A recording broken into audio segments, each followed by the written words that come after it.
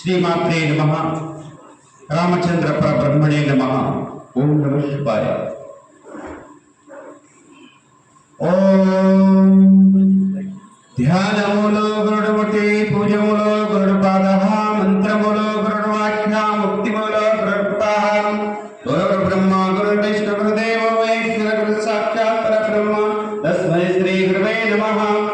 ओम शांति शांति शांति।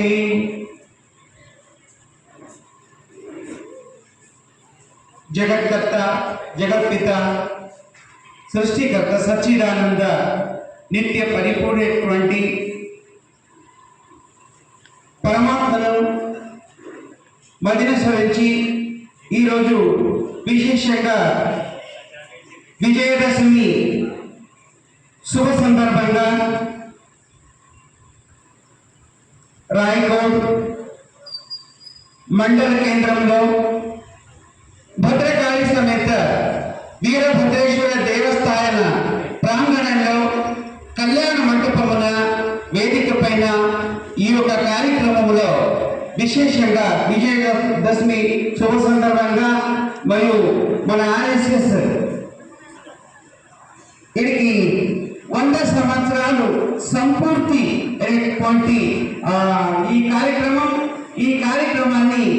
కార్యక్రమంలో పాల్గొనేటువంటి శరణ బంధువులు అదేవిధంగా గ్రామస్తులు వేరే వేరే గ్రామం నుంచి పల్లెటూరు నుంచి వచ్చినటువంటి సమస్త మన యువత పిల్లలు అదేవిధంగా ఆర్ఎస్ఎస్ హిందూ పరిషత్ అందరూ కూడా కలిసి చేసినటువంటి విజయదశమి కార్యక్రమం అనేటటువంటిది శుభ సందర్భంగా ఇది చిన్న సామాన్యమైనటువంటి కార్యక్రమం కాదు. మనం ఎలాంటి కార్యక్రమం అంటే ఇది పల్లెటూరు నుండి పట్నం దాకా కనుక ఇది ఈరోజు నిన్న మొన్నటిది కాదు. అందు హిందూ ఎందు కూడా హిందూ ఇది సింధు ఇది సాగరం. అందుకు నదిలన్నీ ఆ వాగులు వంకలు అన్ని కలిసి నది అది సముద్రం చేరినట్టు సమస్త అన్ని ధర్మములన్నీ తనలోనే పుట్టినటువంటి తనలోనే కలుపుకున్నటువంటిది సనాతన ధర్మం. ఇది హిందూ ధర్మం. అందుకు కాబట్టి ఈ దీనిలో అన్నిటికీ జన్మం ఇచ్చినటువంటిది సనాతన ధర్మం. అందుకు కాబట్టి విశేషంగా ఎలాగంటే ఒకానొక సందర్భంలో మనమంతా ఒక కార్యక్రమం పండుగలు చేసుకుంటాం. ఇప్పుడు దసరా పండుగ. ఈ యొక్క దసరా పండుగలో వివిధ నవరాత్రి ఉత్సవ కార్యక్రమం. నవరాత్రికి 9 రాత్రులకు దేవి యొక్క పూజా కార్యక్రమం అనేటటువంటిది పెట్టుకుంటాము. అందుకు కాబట్టి దీనికి సనాతన ధర్మం యొక్క సందేశం ఉంటుంది.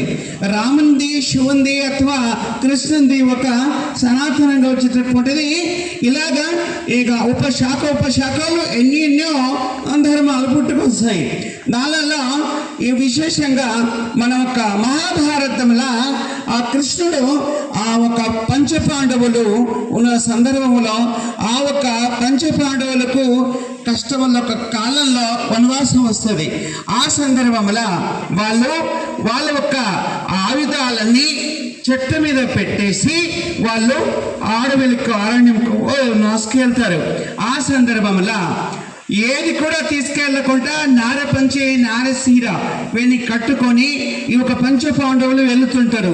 వాళ్ళు బాణాలు వాళ్ళ ఆయుధాలన్నీ జంబి చెట్టు మీదనే పెట్టేసి వెళ్తుంటే కౌరవులందరూ ఏం చేస్తారంటే వాస్తవికంగా వీళ్ళు బంగారమే ఉన్న ఆయుధాలు ఉన్నాయి ఇలాగ పెట్టి వెళ్ళారు కదా, వీళ్ళు పోయిన తక్షణమే వాళ్ళందరూ వచ్చి చూస్తారన్నమాట. ఆ వృక్షం మీద చూస్తే వాళ్ళ ఆయుధాలన్నీ తీసుకెళ్ళడం అనేది బంగారమే ఉంటాయని కాబట్టి అవి తీసుకొని వెళ్దామని వాళ్ళు ఆ చెట్టు దగ్గరకు పోయినప్పుడు అక్కడ ఏ ఆయుధాలు ఉంటాయి, అక్కడ నాగశేషులు ఉంటాయి.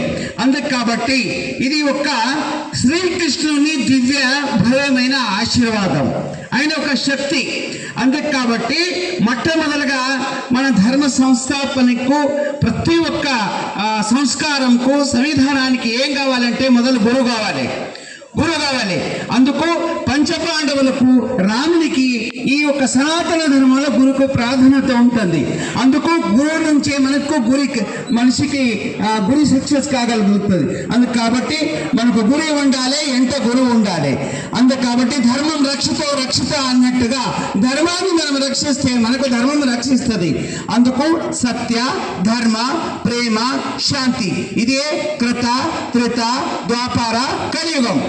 ఇవి ఈ యొక్క సత్యం అనేటటువంటిది, ధర్మం, ప్రేమ, శాంతి అనేటటువంటిది, ఇది 4 యుగాలలో ఇలాగ అవతార పురుషులు అవతరిస్తూ ధర్మ సంస్థాపన చేస్తూ అందరికీ ధర్మ బోధన చేసి నడిచిపించేటటువంటి ధర్మమే సనాతన ధర్మం అని తెలుసుకున్నాలి. అందుకు మీ అందరికీ కూడా శాంత రీతితో ఈ యొక్క దివ్య భవ్యమైనటువంటి కార్యక్రమం పల్లెటూరు నుండి పట్టణం దాకా విశేషంగా ఈ యొక్క కార్యక్రమం, ఈ RSS కార్యక్రమము మరియు మన గురూజులు మరి సంకల్పం గల మా దివ్య భవ్యమైనటువంటి సనాతన ధర్మము ఋషి యొక్క పరంపర. సైంటిస్టు అంటే పరిశోధన చేయడం, భూగోళం, ఖగోళం ఇవన్నీ. ఇది మొట్టమొదటిగా సైంటిస్టులు ఎవరు అంటే ఋషులతోనే ఇదంతా మన పరంపర వచ్చినది. అందుకని గ్రహించుకోవాలి.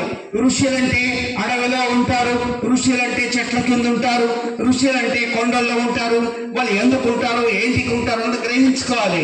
అందుకు కాబట్టి ఈ యోగి రాజేశ్వ, రాముడు వీళ్ళందరూ కూడా ఒకానొక సందర్భంలో వాళ్ళు తపస్సు, ధ్యానంలో, సమాధి స్థితిలో ఉంటారు. అంటే సమాధి స్థితి అంటే యోగా, భరతనాట్యం, వైద్యం, ఇవన్నీ కూడా వైద్యనాథులని మొట్టమొదటి ఇతిహాసంలో శివుడు ఈ జగత్తుకు ఇచ్చినటువంటి కానుక, కట్నం అది. కాబట్టి అదే ఒక ధర్మం నడిచినటువంటి రాముడు, కృష్ణుడు వీళ్ళందరూ కూడా అవతార పురుషులు ఈ యొక్క జగత్తుకు ధర్మ బోధన చేసినందుకు ఈ రోజుకు కూడా ఆ ఒక సనాతన ఒక ధర్మమే నడుస్తున్నది. అందుకు దానిలో మనం అందరూ కూడా దానిలో ధర్మంలో భక్తి, జ్ఞానం, వైరాగ్యం అనేటటువంటిది త్యాగం సంకేతం గలదే కాషాయ ధ్వజం.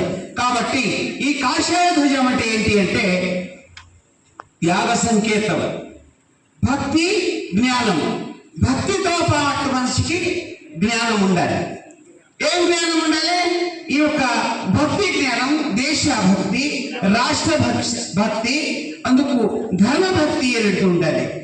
కాబట్టి మాతృదేవో, పితృదేవో, ఆచార్యదేవో, అతిథి దేవో, దీనిలో నలుగురిలోనూ కూడా దేవుని స్వరూపం చూడాలి.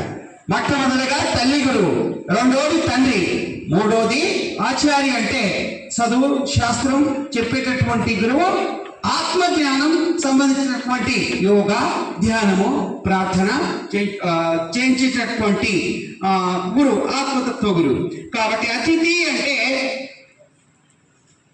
విశేషంగా మన ఇంటికి, మన ఊరికి మహాత్ములు, సత్పురుషులు అథవా ఆ ఒక దేవుని దేవుడు దేవతా రూపంలో వచ్చినటువంటి స్త్రీకి, పురుషునికి మనం దేవి దేవతల స్వరూపంగా చూడాలి. ప్రకృతికి కూడా ఆరాధించి, ప్రకృతికి కూడా పూజించేటటువంటి ధర్మం ఏదైనా ఉంటే అదొక సనాతన ధర్మం ఉంటుంది.